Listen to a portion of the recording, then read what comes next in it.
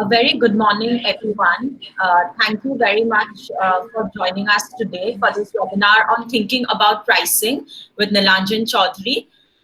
We are sure that this webinar would be very informative and insightful for all of you, and we'd like to thank you again for joining us for this morning session today.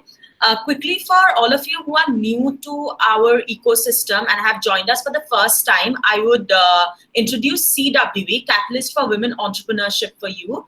So CWE is an online offline platform which helps women start up or scale up their businesses. So you can be at any stage in your businesses and you can get in touch with us and we can help you in your entrepreneurial journey. How we do this is we have identified 5 major areas where entrepreneurs need support in. That is finance, markets, technology, business skills, and mentoring.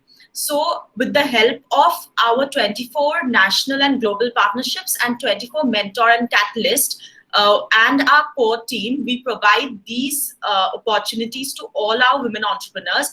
And we have a network of 4,700 women entrepreneurs pan-India who we work with. So welcome to this platform and webinar again. To know more about the platform, we'll give you details at the end. We have different types of memberships to choose from. And we would like to invite you all to join our platform and it would be great to work together with you all. I would now like to introduce Mr. Nilanjan Chaudhuri. Nilanjan, thank you very much for joining us today for this webinar. So Mr. Nilanjan is passionate about marketing and have thoroughly enjoyed building B2B brands that drive growth in business and in value. During his professional career spanning high-end tech products, IT and business services, he had started and grown several businesses. As a CXO, senior executive, he has extensive functional experience with P&L, unit leadership, brand and services, product marketing, digital marketing, business development, pre-sales and sales support, M&A, corporate development and strategy. I would also like to tell all of you that Nilanjan has been a mentor with our platform and all our members and incubatees have immensely benefited by his support in their entrepreneurial journey. Over to you, Nilanjan, to take this from here.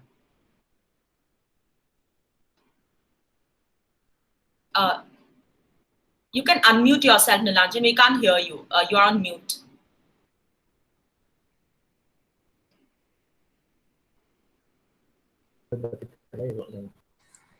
Yes. Is this okay? Can you hear me? Yes, we can hear. You can just make your screen full screen so that everyone can see the presentation clearly. Yeah. Are you able to see my screen now? Yes, yes. We can see you and the screen too. Both are visible. Awesome. Okay. Yeah. Good morning, everyone, and thank you, Aishri. And thanks to the entire CW team for this opportunity. And apologies for my getting online a little late. So without further ado, let's get going. I'm going to talk a lot about basic concepts and try to get you thinking on the fundamentals of your business. It's not that you don't know pricing and you know your business best, but I hope at the end of the hour or so that we'll spend, we will have a few new ways of looking at the fundamentals of pricing. So without spending too much time, these are the topics or the agenda, and I think you've had it on screen for a while, so I'll move on.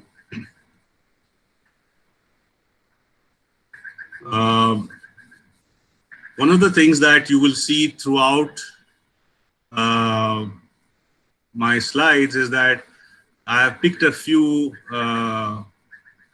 quotes from eminent people, which I think are very appropriate for the topics that follow. And, I'll try to highlight at the time that, we're entering a new subject within the overall discussion today. So Catherine Payne is a businesswoman. She founded a consulting company called Delahaye.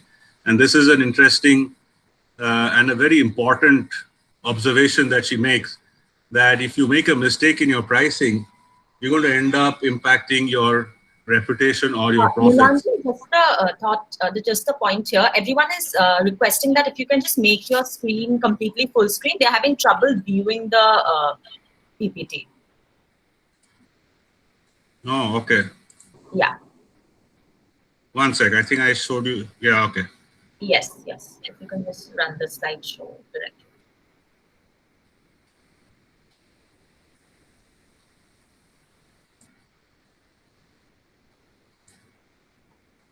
Is this better now?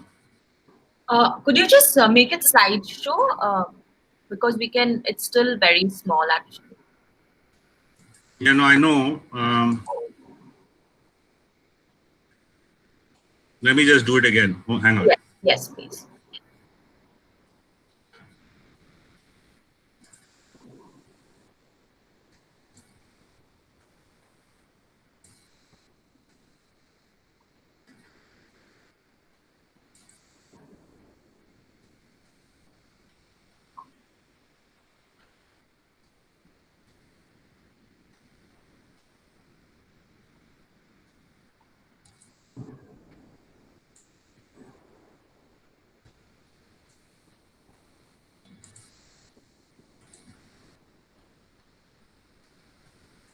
Apologies, everyone. Just give us 2 minutes and we'll fix this right away. Yeah.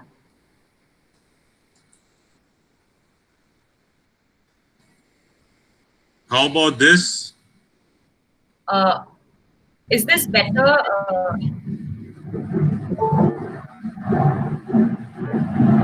You can just tell us in the chat box if it's better, if it is clear, visible to you.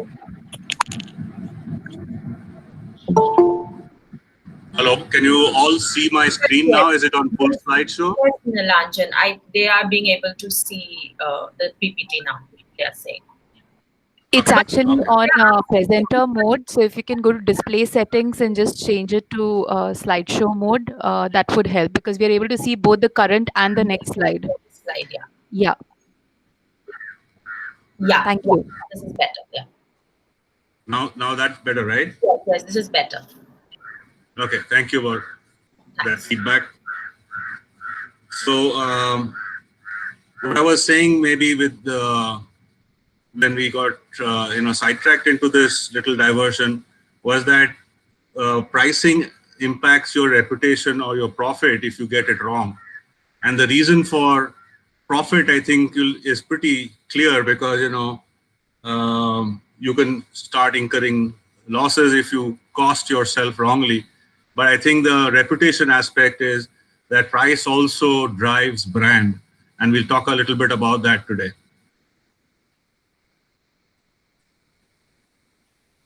So, to the very, very fundamentals of what is price, maybe in standard 5 we went through this, where we did selling price and cost price. The definition of price is cost plus profit. Profit is a key ingredient, key objective of doing business. Each of you as entrepreneurs have perhaps a loftier goal, but I think to ensure that the wheels of the company run, you have to ensure that you are profitable more than less.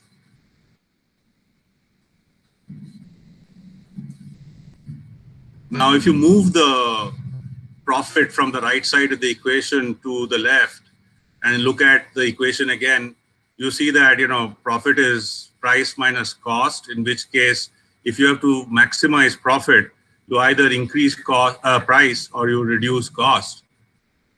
So how do you do that? You can't increase price without being perhaps outcompeted by the marketplace. So it's maybe possible to increase volumes, and if you have to reduce cost, and you're able to look at what is called fixed cost and variable cost, you can reduce either of those as possible alternatives. But how does fixed cost, which is sometimes impossible to reduce without impacting your business, how do you manage that?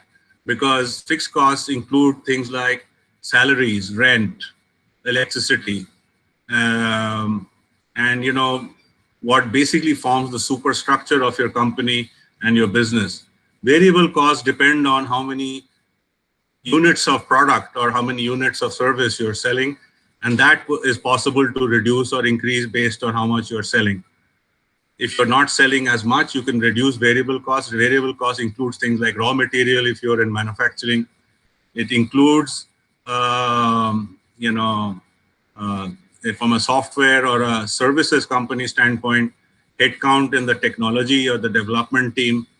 But, be sure that if you reduce certain things, you might be able to not come back quickly enough to capture an opportunity. So understanding that profit can be driven by these three parameters, you have to look at the three parameters in your monthly, quarterly, annual analyses to see how you can increase profit, right? If profit is one of the key objectives of business. Moving on.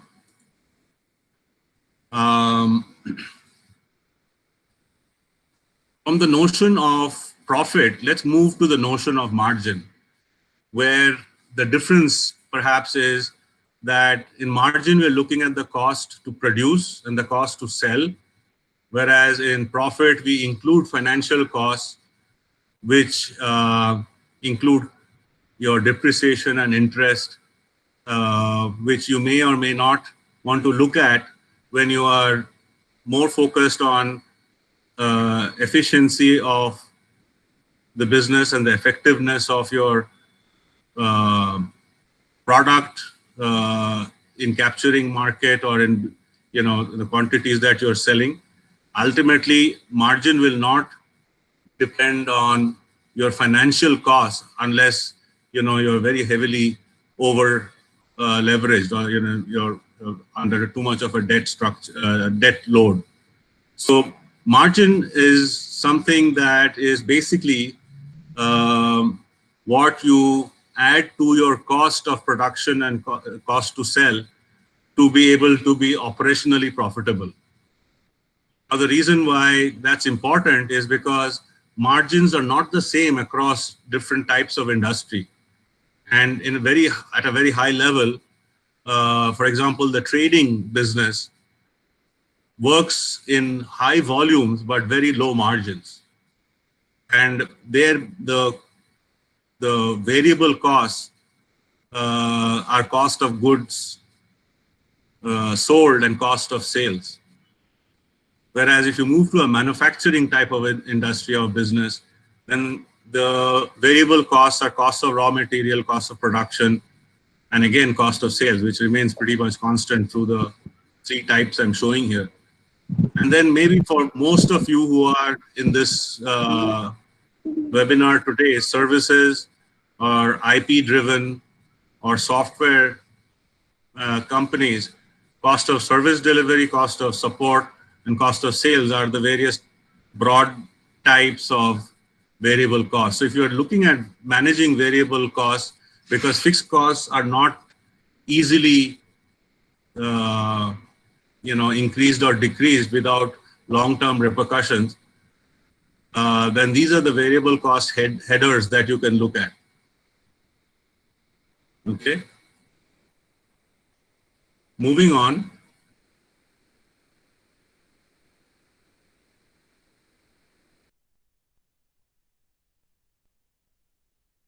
Equation, so that margin is on the right. You look at how selling price is a function of cost and also of brand.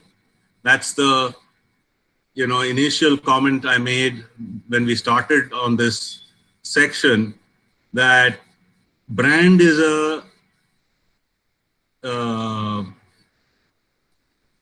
non-measurable element. You can't easily measure it. There are ways to do it. But if you are to measure brand and put it on the side of margin, you'll see that you'll be either able to increase price because your brand has that pulling power, or you have to reduce selling price because it doesn't have that power and the competition is, beating us down.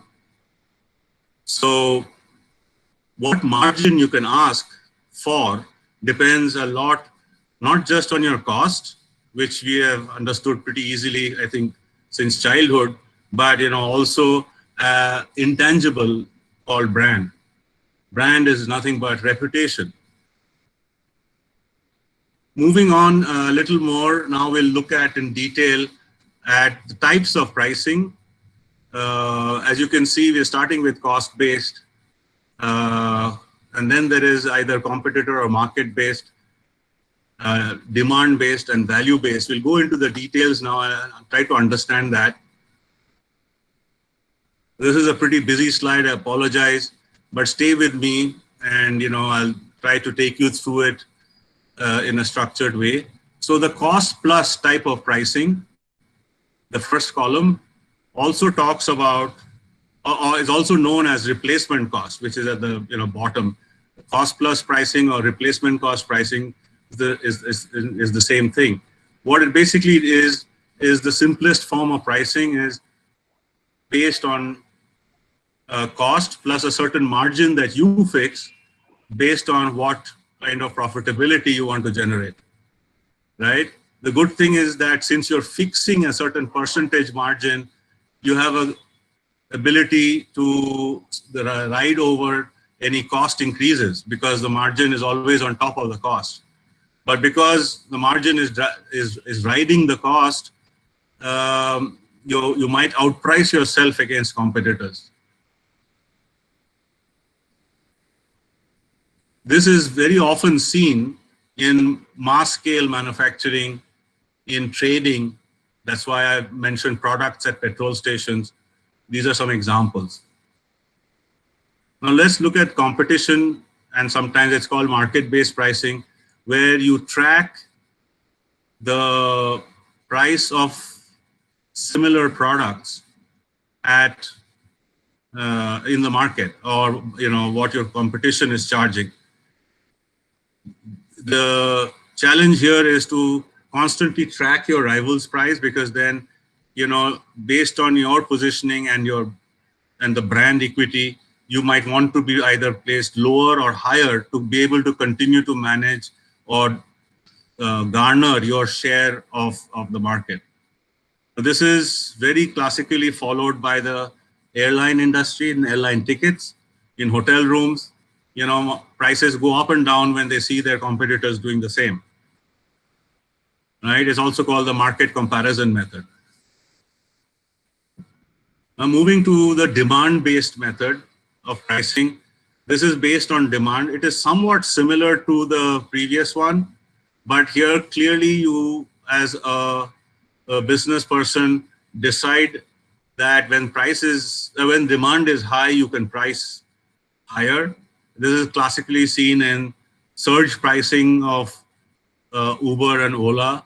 You can see it in airlines, let's say when the summer rush is going on, or the Dashara rush or the Diwali rush is going on, they will increase the price of their tickets because there are very few seats going, and they know they can control or demand their price. As you can see, these two types, competition and demand-based, have a dimension of time. You have to be constantly aware of what is the price or what is the demand going on at each point in time.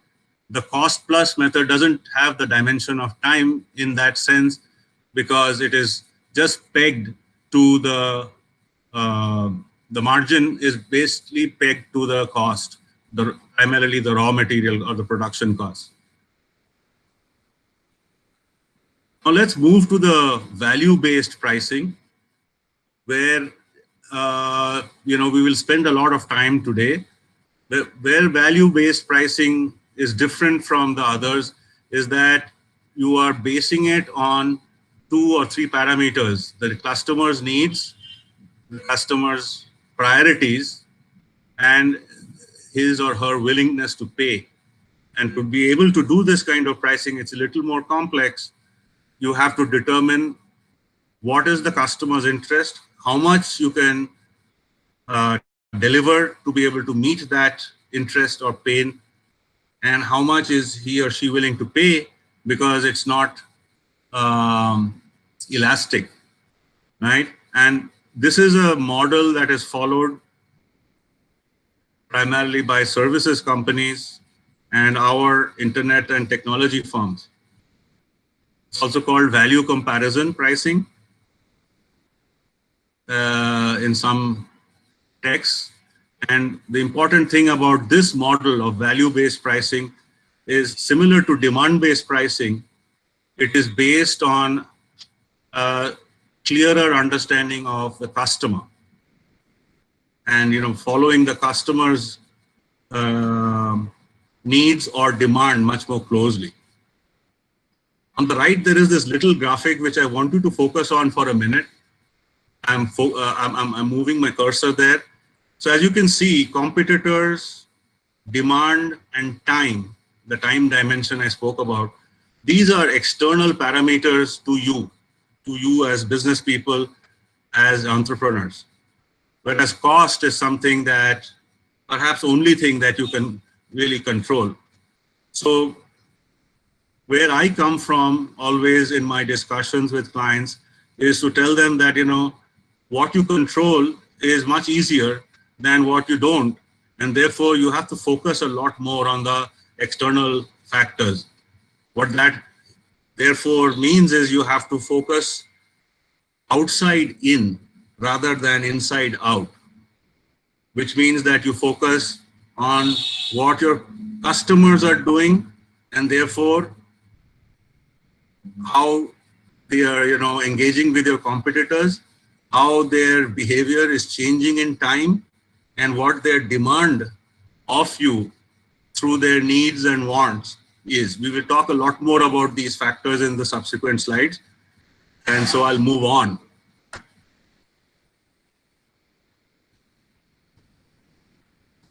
I think the slides changed again. Is that right?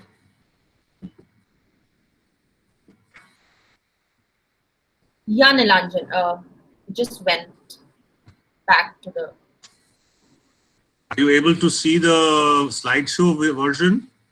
No, we can't see the slideshow version. It just went to the... If you can just make it the slideshow version again. I'm sorry about that. Yeah, we can see slide 9, but not on the slideshow.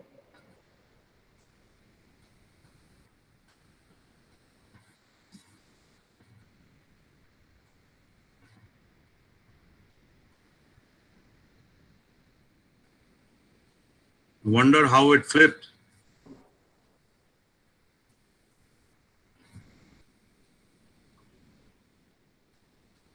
Yeah, if you can just play the slideshow on the top, that should work. Now, are you seeing the slideshow or the notes version?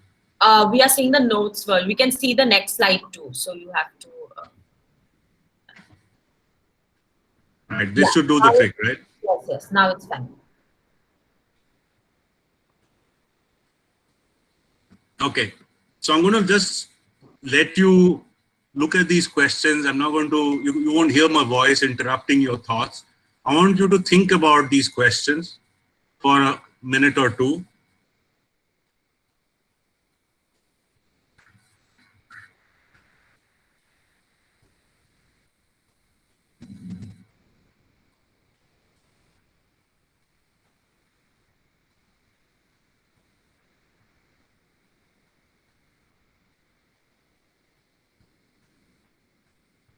The important thing here is the third question where I have asked a hypothetical question: can you raise your price if you are able to justify or support your price differently, and have you thought about it? So that obviously you have to think about what is it you're asking for already and how you justify that price. And in some of your business portfolios, I saw the question, the answers that you gave us to the questionnaire we sent out at the time of your registration.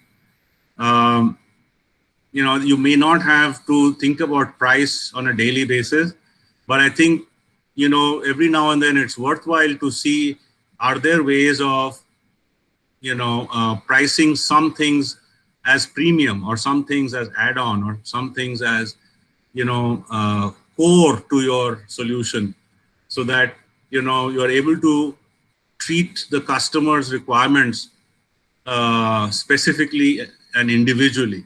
You can't customize maybe for different buyers, but there are tools and strategies available to be able to get a better price for certain things than a fixed price for everything.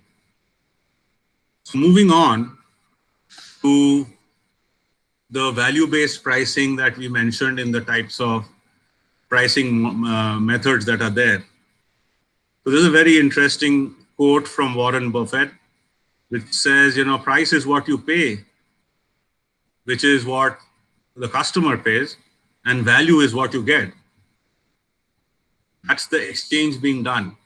And therefore, I want to make a comment based on an observation of the answers that you gave to the 4 questions in the registration questionnaire.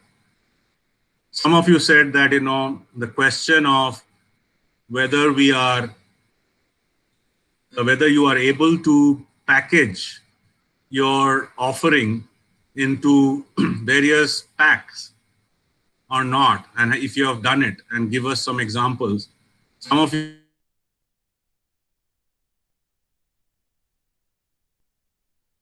apply to you, but I want to establish that whatever the type of your business, whether you are a trading business, a manufacturing business, a services business, or intellectual property driven business, right? The price that you get paid is an exchange for the value that you provide. And let me explain this in the next couple of slides. Again, basic concepts. So we've discussed how, price is, driven by profit as a function of how much profit you want to make. You use price, but, if price is more than cost, which is profitable, then you have an incentive to sell. If price goes below cost, you really don't have an incentive to sell, because it is for the return of, your investments that you are in business. That's driven by profit. Now look at the next slide. This starts speaking about the customer. Incentive to sell is about you. That's your internal or your own area of control. What you can do with your customer is only to influence her to buy. And that incentive to buy for the customer is only going to happen when she perceives a value in the exchange of price that she is willing to make, the payment she is willing to make to you. It's a very simple concept, but I think we forget this outside in way of thinking and focus on the inside out way of thinking, because that is much more natural. That is where we have all the data. That is because we are in complete control of our company relative to the customer. So now, to be able to do this value-based pricing, think about this quote from a professor at Stanford, Michael Deering.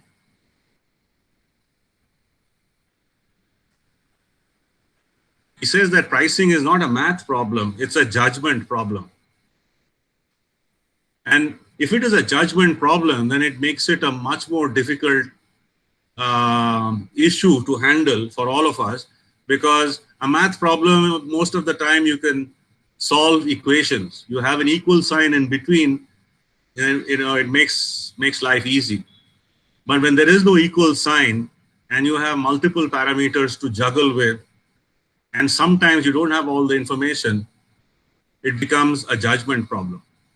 So solving for a judgment problem requires certain different approaches. So let's use a very interesting model that I found some time ago which is from the Antwerp Management School. It uses this three-pronged and three-factor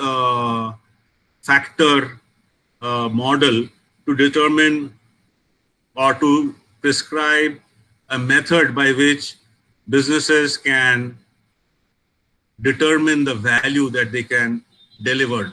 And when I say determine, I really mean determine. You have to define the value, then work towards delivering that value. So you have to place the customer up front. Look at the customer first. So this first bubble of desirability is the customer. Does the customer desire in some way the offering that you are bringing to her? It is a human factor. It has, therefore, the complexity of human emotions, human needs and wants. The next factor is a technical factor, and therefore there is an element of feasibility in it. But if you are able to move from value detection to value creation, you will now look at building the right product or delivering the right service that addresses the customer needs or what she wants. And I'm using these two words and will be repeatedly using them throughout the rest of our discussion today. Needs and wants are different. And in creating value, you have to focus on both. You have to understand both. The third factor on which value depends is your business. Ultimately, why are you in business? It is for the return of your investment. It is for return of value on the value that you are producing. That is the second factor through value creation processes. How are you able to return value to yourself and to your shareholders? Value capturing is about your business. As you see, the viability and feasibility factors are about yourself, but first and foremost is the customer and her needs and wants, which you have to determine. That's the desirability factor. So, at the center of this, where, your business and your technical ability, and when I say technical, there are people in this discussion I know who don't run a technology-driven business. When I mean technical, I mean whatever it is that you're producing. Some of you are producing or sourcing handicrafts and selling them. Even there are technical issues. There are feasibility issues. It's all about the product or the service that you are producing.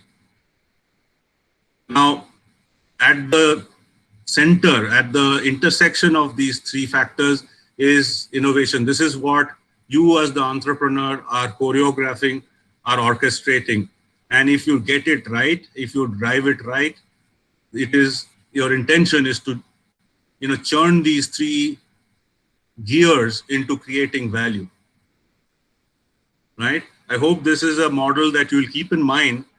And there's much more detail if you go into a pricing workshop.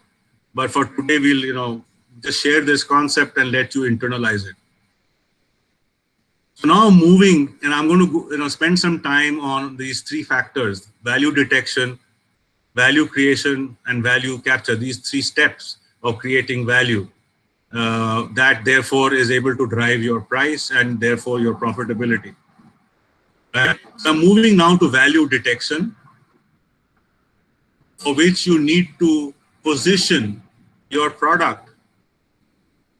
And positioning is a complex set of activities, but I want to keep it simple, and I'll let you spend a moment to read what Fergie had to comment about her lip liner, a lipstick.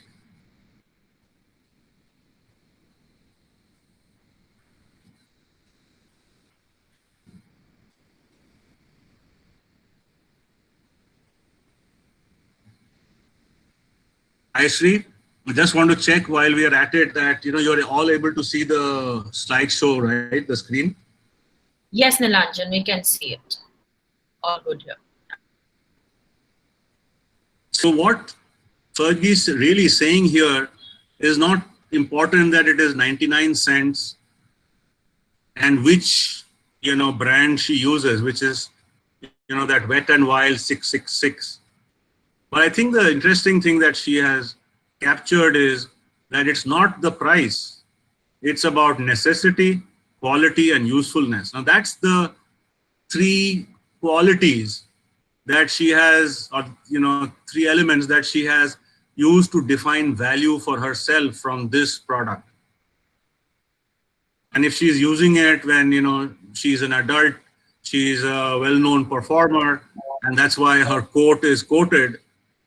Since high school she's been using it, then you can understand that how she's tied to it and how she values the use, the benefits that she gets out of the use of this lip liner, right? So now if you just flip it around, she's the customer, but you think about the company that manufactures or produces this lip liner, right? What did they do to position this product? Number one, they must have done something about cost to be able to keep it at 99 cents. And then they have been able to capture a market which not only is looking at affordability perhaps, but also looking at quality, maybe reliability or the long-lasting nature, how long the lip liner is effective through the day, and usefulness, what other benefits it provides. There are certain things like that that they have thought about, and the combination of these things is what I call positioning. And in the creation of that position, that's where comes the creation of value. So we are now still talking about creation of value, the first factor, the first step towards reaching value. So this is a framework that we can use. I'm going to start with the black box on the top left that we can use to help us with value detection. I'm not sure how many of you have put some effort into doing something similar for yourself. And let me tell you that all businesses can do this exercise. It doesn't matter in what industry, in what area, in what geography, whether you're a trading, manufacturing, or services business, all of you can do this, right? So there is something called essential features, which is based on high customer need. The customer needs it, but the customer is not willing to pay for it. So as you can see, the x-axis is about customer willingness to pay. To the right is high willingness, to the left is low willingness. And in the y-axis is customer priority, where essential features obviously has very high priority. So moving to the blue box called niche features, these are features which are high willingness to pay because they solve a certain problem or offer a certain functionality that this particular customer needs, right? Ultimately, it's not maybe available in every other replacement product or competitive product. Now, these are typically, when they're willing to pay, you can typically price them higher. And more importantly, offer them as add-ons because they don't need to be part of the core product, which you can price at a lower price or a competitive price. When I say lower price, I don't mean anything except that you need to be able to capture the customer and take her off the market so that the competition doesn't get to her. Though that is done by essential features. The niche features is when you engage to expand your customer base or expand your sales, your volumes. Now let's move to the top right, the light green box, where customer priority is high, customer willingness to pay is high, and therefore you can price yourself at a higher price because it is differentiating. Let me just wait for this plane to get over.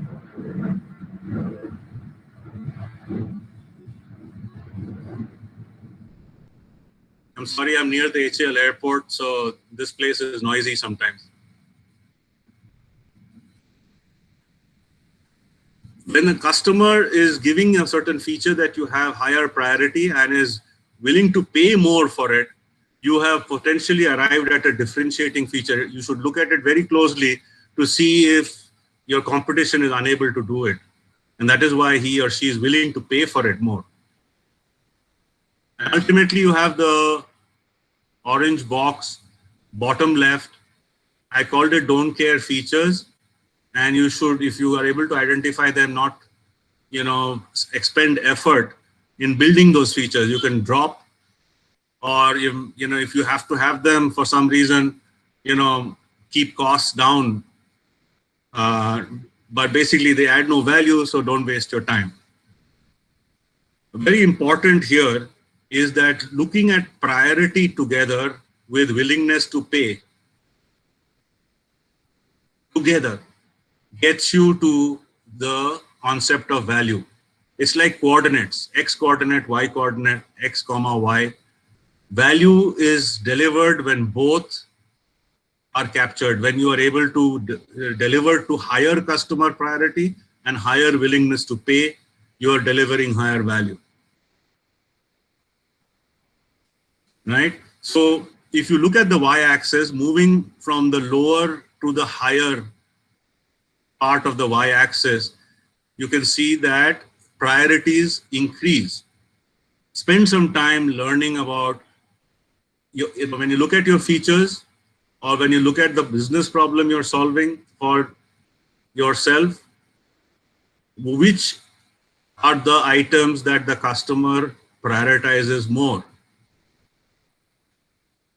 These are needs. A need, as I said earlier, is different from a want, because a need has to be satisfied first before we as human beings look at our wants. The wants come when needs have been satisfied. And willingness to pay is normally more in the region of wants, having moved to wants. I'm not necessarily making this a rule, but I'm urging you to think about it.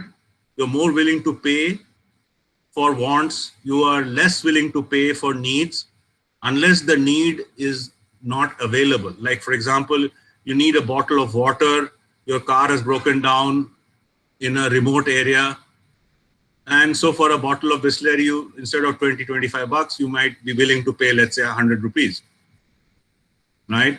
So needs are different, but to the extent that if you satisfy them, and most of your competition, most of the market will be trying to satisfy that, and that is where you get lost in non-differentiating features. Where you can start earning more is through what you see on the right-hand side, the niche features and the differentiating features. So how do you go about identifying higher priority or higher willingness to pay features? They're based on customer needs and wants. Time check here. We are at 11:15. We have 15 minutes for the PPT and the last 15 minutes for questions. Just a time reminder. Yeah, thank you.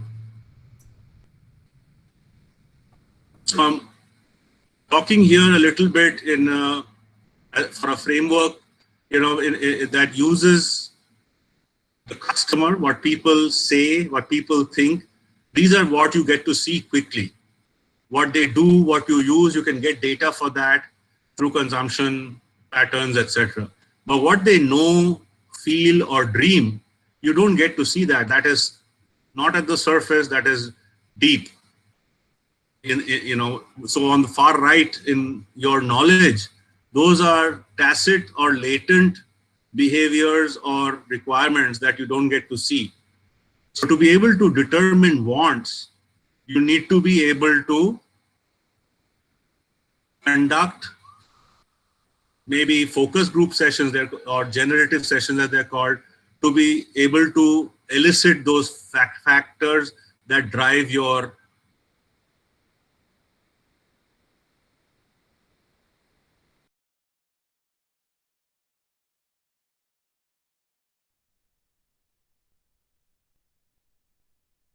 said that, when the iPhone was designed, the world didn't know that they needed an iPhone,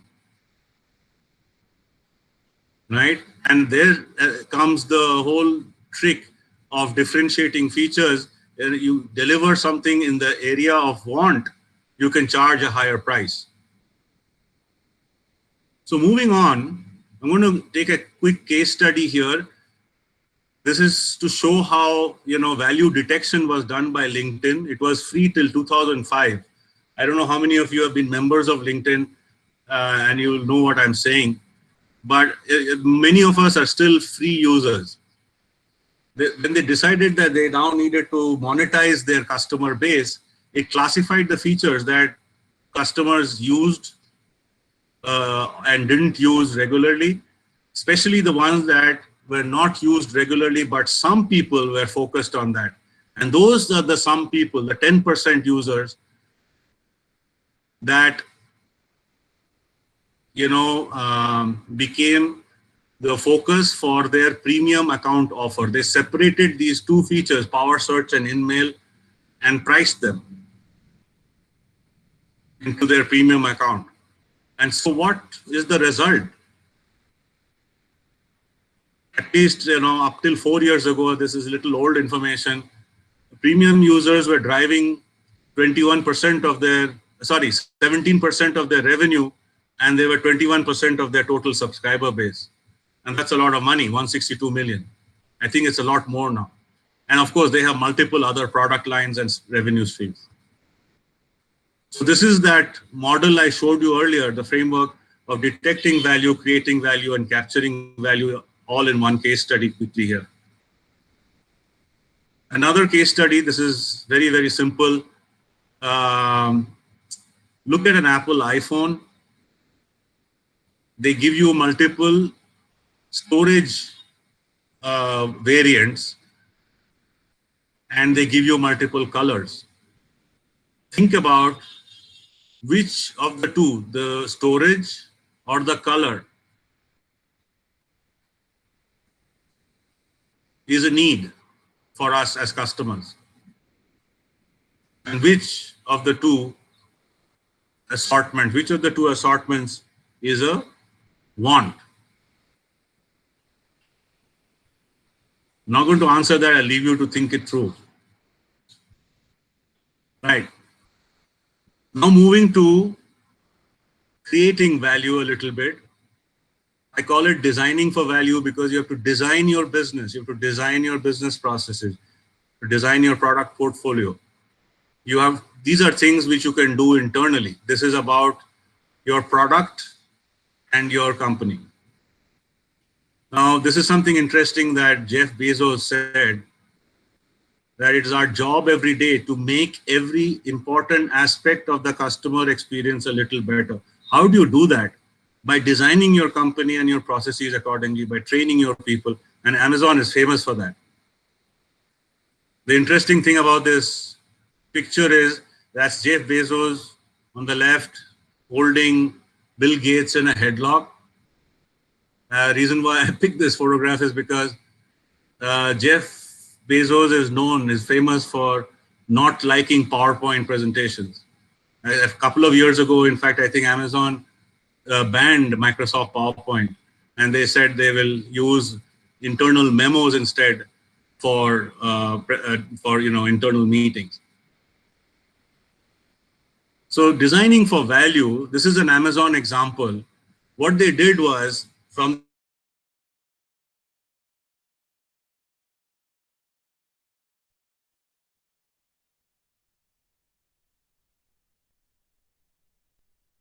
free, certain priced, and then they offered the Prime package, so that as a paying Prime customer, you got certain things free, right? What they had to do to be able to do this is basically redesign some internal processes so that delivery commitments made at the time of the customer placing order online was met. This is a process design issue that they met, and they're able to charge for it. As you can see, both on the Prime members and non-Prime members column in the panel. Another one, another offering choice example is Dropbox, and you will see this in many other SaaS-based solutions, is based on the ability to pay, access, as well as the priority or what they really need access. This is, like in Dropbox case, the basic plus and professional packs are based on what they have figured are, what customers need. That is, they offer free. And then they have certain things which are specific to specific customers, so a subset, and based on those customers' professional requirements or specific technical requirements, they go for those options. Similarly, there is the Star TV or any TV channels bouquet. You offer multiple channels as add-on packs to the basic subscription that you sign for.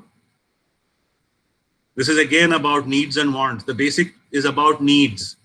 The options are about wants. You're not able to pay, you don't subscribe for so many channels as maybe your neighbor does, for example.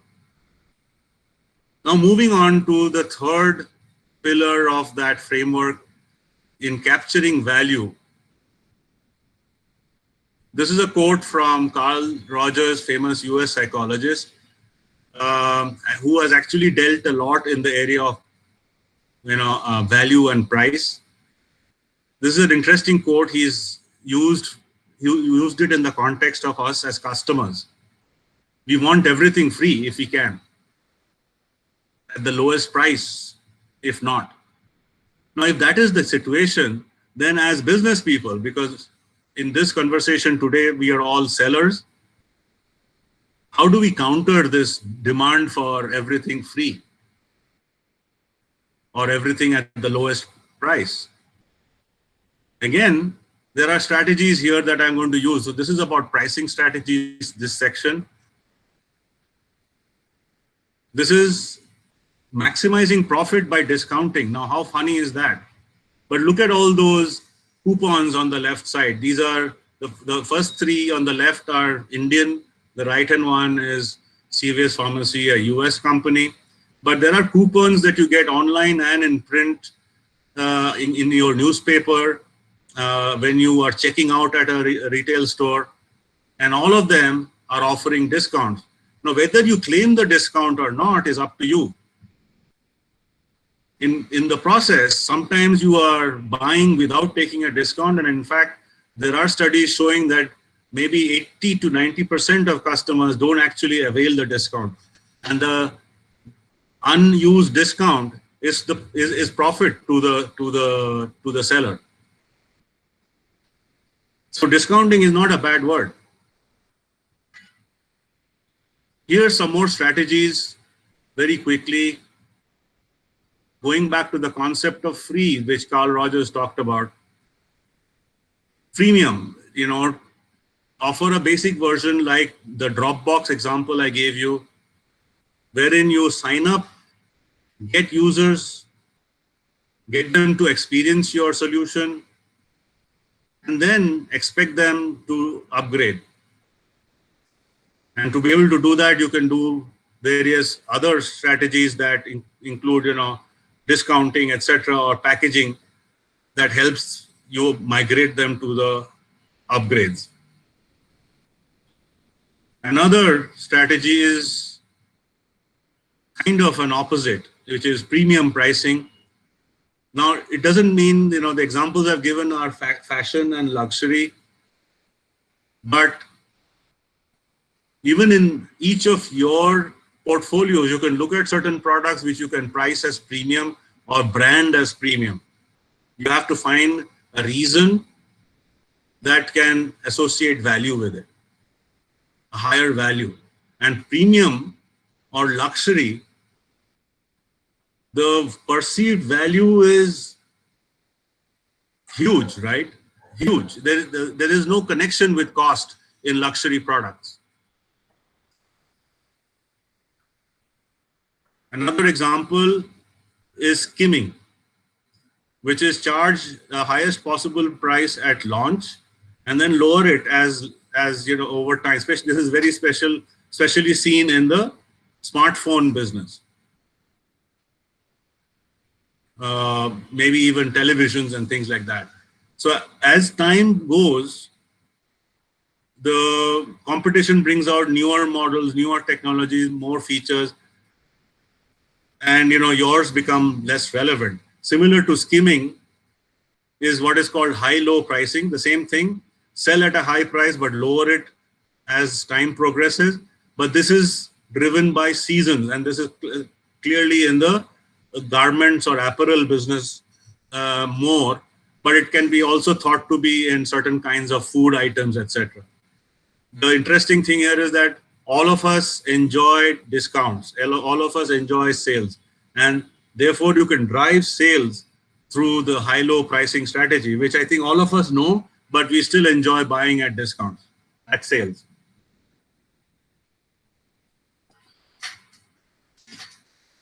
This is my last official slide, an example from The Economist, where a university study of 100 students looked at The Economist 3 subscription packs that they were offering. One was an online only subscription to The Economist, one was print only, and one was both of them together. But as you can see, while online is 59, print is 125, both together were still 125. When these 3 were put at the same time in front of the students, 16 chose online, and clearly that was because it's the lowest in price. But everybody else seems 84, looks like, everybody there chose the combo offer. But as soon as they took out the print offer,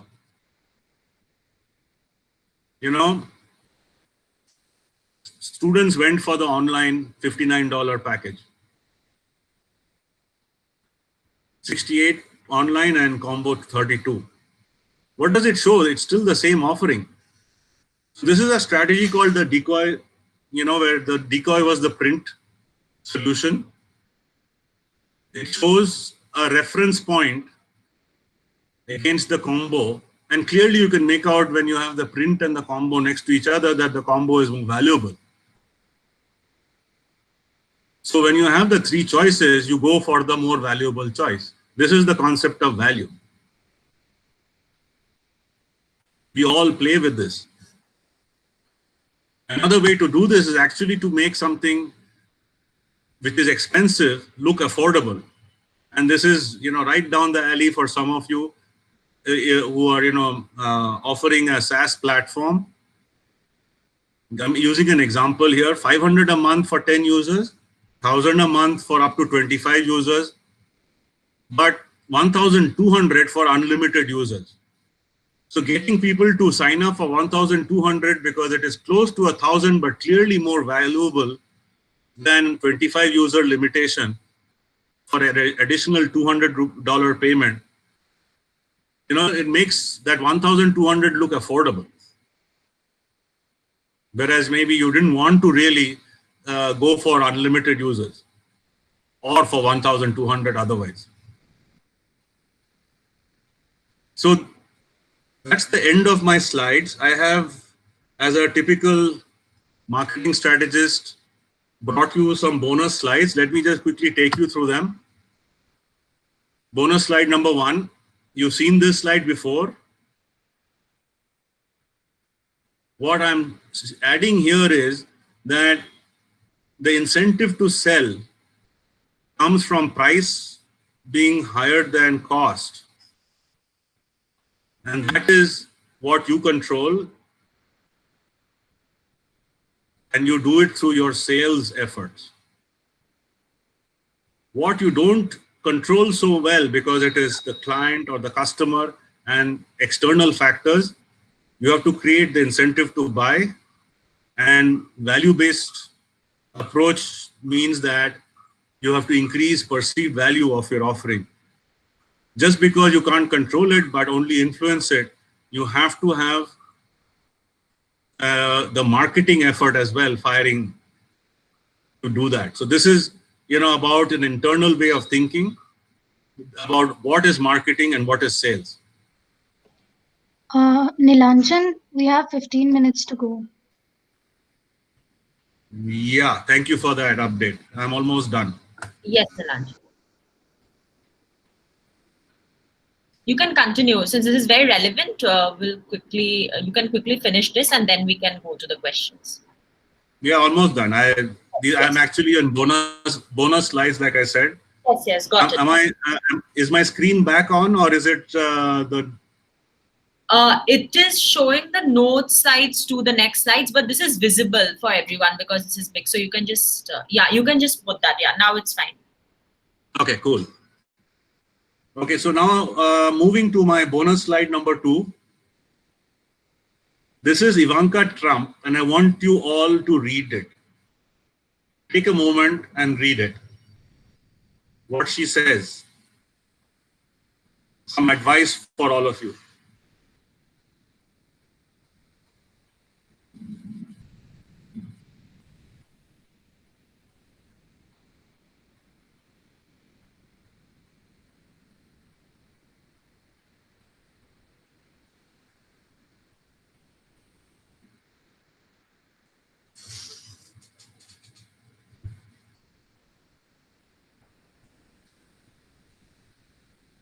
I thought this is very interesting and very important for, all of us. In COVID times, even more important. And, not to only be a seller, but to also think like a buyer and to act like a buyer in our own buyer situations. Right? So this is my bonus offer number 2.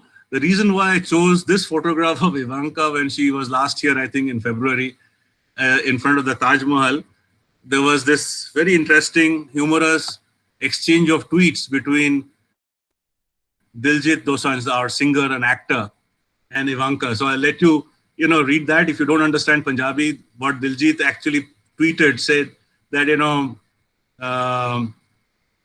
you kept asking me to take you to the Taj. Well, what could I do? I had to do it. I had to take you. So then he's positioned himself or photoshopped himself next to her. And she was, fun-loving enough to respond, saying, thank you for taking me to the Taj. And bonus slide number 3, my last one. Gucci, the famous brand, and this is the CEO for a long time, son of the original founder, said quality is remembered long after the price has faded from memory.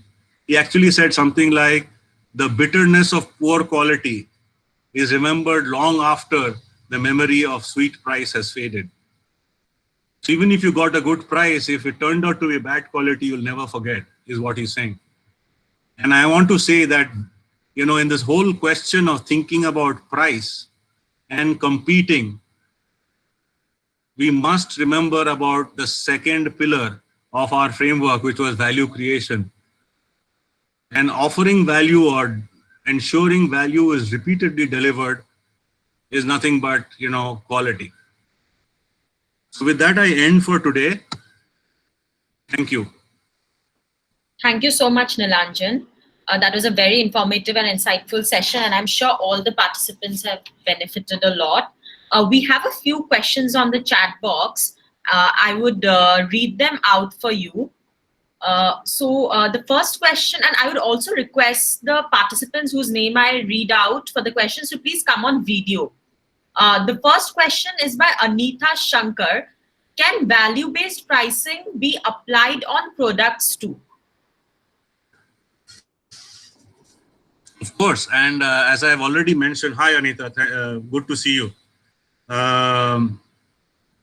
Yes, definitely, and as I have mentioned already, my presentation today was about all businesses and basic concepts, and value-based pricing is applicable even to trading companies who normally use the cost plus trading model.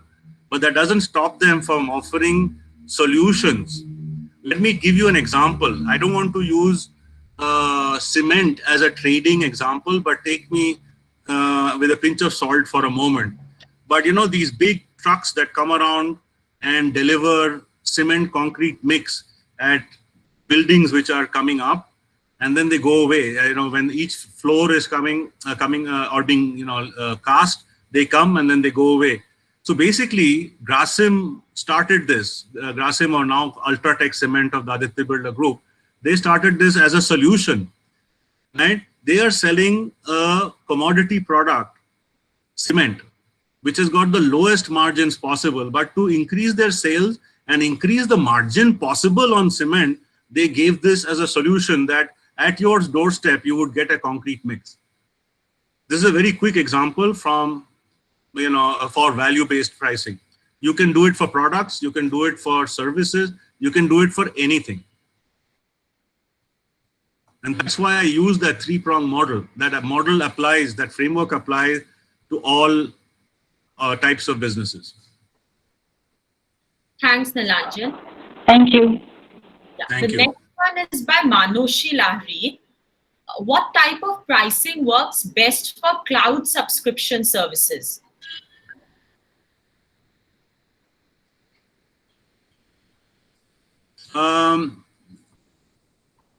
It would be unfair for me to say, hi Manashi, good to see you. It would be unfair for me to just say value-based pricing. It is value-based pricing, by the way.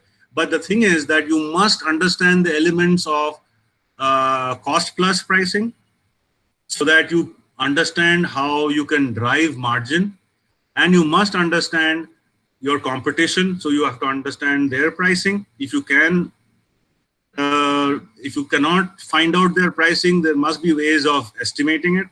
And then you must understand your customers' demand, needs, and wants. You have to be able to estimate. So all of the methods that I have explained today or shared today, there are many more in fact, but I use the bigger types which are used very often, that all fold into the value-based pricing model. So my value detection, creation, and capture model is about how you can do this kind of pricing and will apply to subscription based SaaS businesses, definitely. Thank you, Nilanjan. That's complex.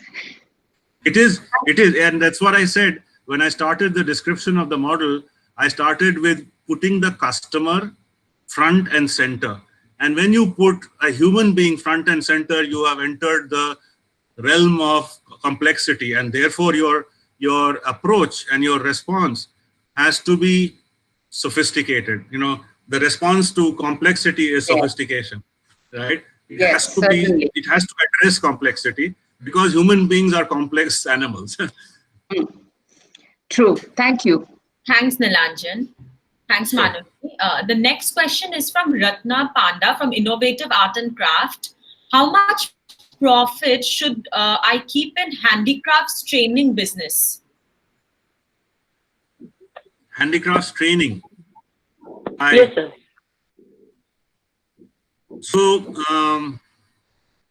who are you training, if I may ask?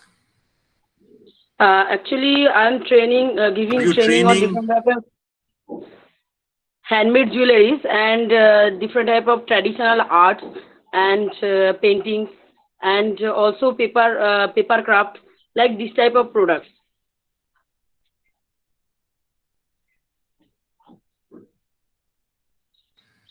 Simple, I'll just say this. Training is a service. There is typically no raw material involved, no exchange of goods. But a service can, in theory, be priced, based on value-based pricing. It can, if you're the only one offering that training, you can price it higher. If there is competition, you have to figure that into your pricing. Obviously, you have to look at the cost of delivering the training. It's an interesting thought. I don't know exactly the nature of your training business. If you offer it along with your products, if you're selling handicrafts as well as doing the training, then you can bundle it and actually get a higher margin for both. Yes, sir. We are also selling in Amazon also. Our products also made by our students, and we also sold in Amazon, Flipkart also. Yeah, but who are you training, ma'am?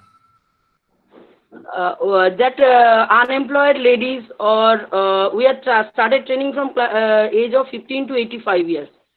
So you're who training, are unemployed or also employed. Okay, so you're training the people who are producing the handicraft. Yeah, no, they want to produce the handicraft, or they want to train in the schools as a art and craft teacher, or we have also 1-year diploma course, 6 months courses also, and different type of handicraft item on India or out of India, different type of handicraft items also there. Sorry, I understood it wrongly earlier, but I understand now. And I must say this then, that you are potentially offering this training so that certain class of our people are able to earn a livelihood. You're giving it's a skill development for maybe underprivileged or underskilled people. So this is really in the area of social enterprise and not a commercial enterprise. In my opinion, you have to keep it perhaps to cost plus kind of pricing and not value-based pricing, because if you charge too much, they can't afford it. And I don't want to suggest anything I don't understand, but if they are willing to take a loan, then maybe there are avenues available today if your costs are very high. But I think this is a separate discussion. I won't spend more time on it. I think there may be some more. Yeah, in the interest of time, we'll just move ahead and connect you later if required. Thank you, Ratna. Nilanjan, next question is from Shivaranjani R. How to put cost to services? What would be the yardstick? Can you repeat that again, Ayushi? Yeah, how to put cost to services? What would be the yardstick? Cost to services. What kind of a business is she in, and what was her name again? Sorry. Shivaranjani. Shivaranjani, could you please come on video?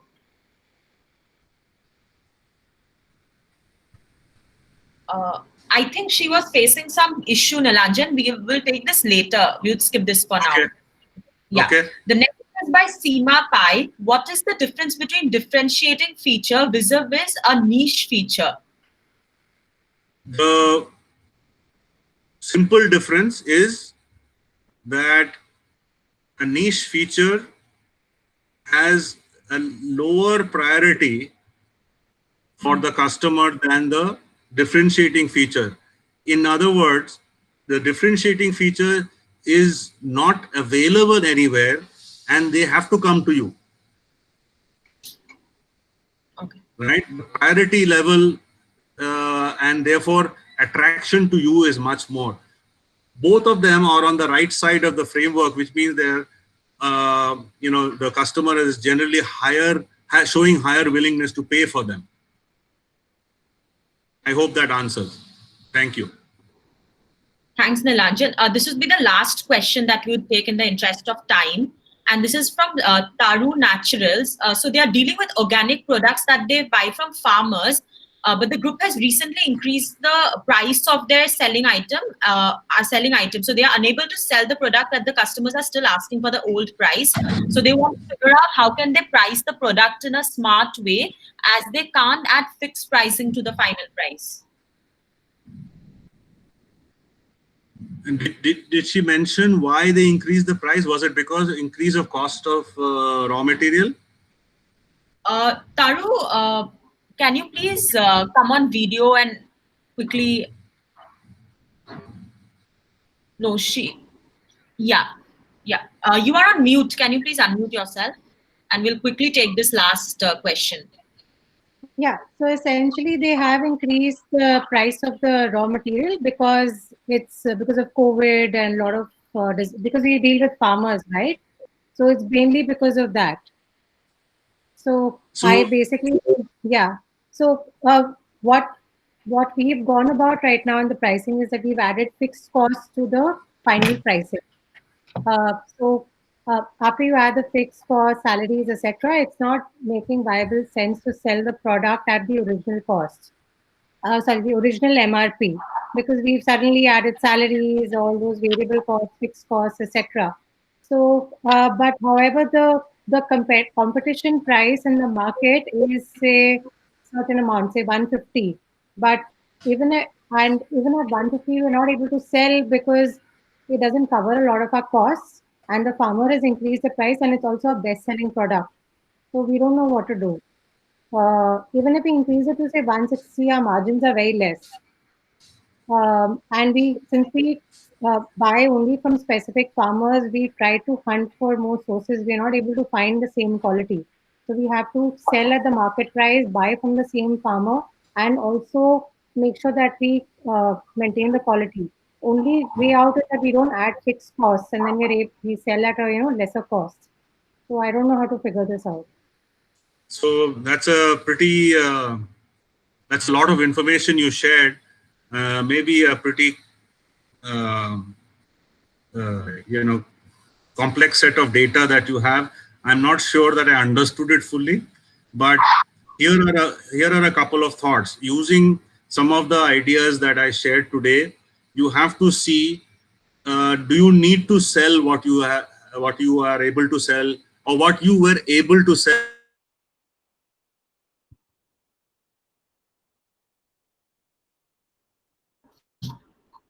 Sorry, I didn't. I lost you in there. Nilanjan, we lost you. Can you look at selling in different combination of features? I'm not sure of your business with this little time, but I'm saying that the tools and the strategies available today with today's discussion that we had, I'm sure there are ways to find alternative approaches to your customer base. Great. Okay. Thank you so much. Nilanjan. Nilanjan, we have one more question that we feel would be very beneficial for all the participants, and if we can quickly answer that. This is from Anshul Verma. Enterprise clients decide their own rates and don't provide an opportunity to discuss it because of huge competition effort that goes into serving these clients is also huge. What is the way to get them to at least listen to MSME for the rates? So there are two aspects to an enterprise client. I think what you're saying is a B2B scenario, and though B2B customers or the B2B market also operates on the same principles of price, demand, and cost, you must remember that in B2B, relationship selling is very important, and therefore B2B should offer multiple opportunities, and if it is not through relationship, you should have the opportunity, you should look to build opportunities to be able to explain the extra value that you bring. If your solution or your offering does not, if you have not identified the extra advantages and benefits, and therefore the value that you bring to your client, then you have to sit down and work on that. right? The ability to have a discussion in a B2B environment is what makes an additional dimension than just pricing, in which is sometimes the crux of a B2C situation. But in both cases, you have to rediscover the way you can bring extra value over competition to be able to compete. Thanks, Nilanjan. Thanks, Anshul. I hope that answers your question. Yes. Thank you, Nilanjan. Yeah, Nilanjan, with that, we've come to the end of today's webinar. Thank you very much for such an insightful session and all the answers for all the questions that we got. Thank you, everyone, for joining us today. The recording for this session would be available on our YouTube channel, the details of which are given in the chat box. So you can please go and subscribe to the channel and follow us on social media to stay updated with all our news and information, details of our upcoming webinars. In order to connect to Nilanjan, please do get in touch with us and we would make and connect for any follow-up discussion that you might have. On that note, I would also like to tell you about the two, briefly, we have two membership plans to choose from. That is the gold and the platinum membership for CWE. And please get in touch with membership@cwe.org.in to know more about these membership and become a part of our platform and get and stay connected with all our mentors, like Nilanjan himself. We would also send you a feedback form after this session, and we would like to know in the feedback form, there's a question if you'd like more focused workshops around these topics we discussed today, and request you all to please put in your answers, and we would plan a few more sessions accordingly. Our next webinar, we would also like to invite you for our next webinar on next Friday. That is how to create an impactful story by Navneeta Kedar from Storywalas from 3 to 4 p.m. on the 19th of June. Hope to see you all there. Lastly, one of our catalysts and mentors, Miss Revati Ashok, Ashok's organization strategy garage, is doing a very important webinar today on cash is king at 4 p.m. For the details of which we would send to all of you via email. We would request you to please join the webinar, as we feel it will be very beneficial to all the entrepreneurs present here. Can I please now request Ms. Sucharita Ishwar, founder CWE, to quickly, she just wanted to say a few words. Sucharita, over to you. Thank you, Ayushri, and really great session, Nilanjan. Thank you very much for doing this for us and our network. Thank you for the opportunity. Thanks. I just wanted to reach out to all of you here because, you know, many of you spoke about the kind of work you are doing in the community, etc. And we have been asked, and we keep getting asked by different organizations who are looking at organizations and companies making an impact at a larger level for information about you. So therefore, wanted to request you that we have rolled out a very brief 5-minute survey, which you may have got, or we can send it once again. Would like you to spend that 5 minutes to give that very relevant, important information back to us so that we can make connections, we can gather the information, give you relevant information for you to grow your enterprise. So that's it. I just wanted to say, please fill out the survey form and give it back to us. It'll help you. Back to you, Ayushri. Thank you so much, Sucharita. Thank you, Nilanjan, once again. We have come to the end. Can I please request all the participants to quickly come on video so that we can take a picture along with Nilanjan and everyone present. Please quickly turn on your videos.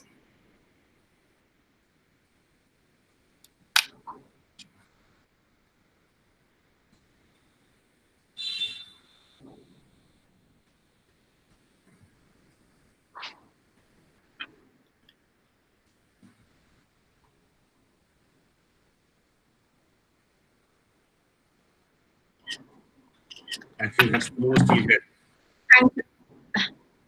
Thank you, everyone. Thank you, everyone. Thank you so much for joining us today. Hope to see you all for our upcoming session. Thank you.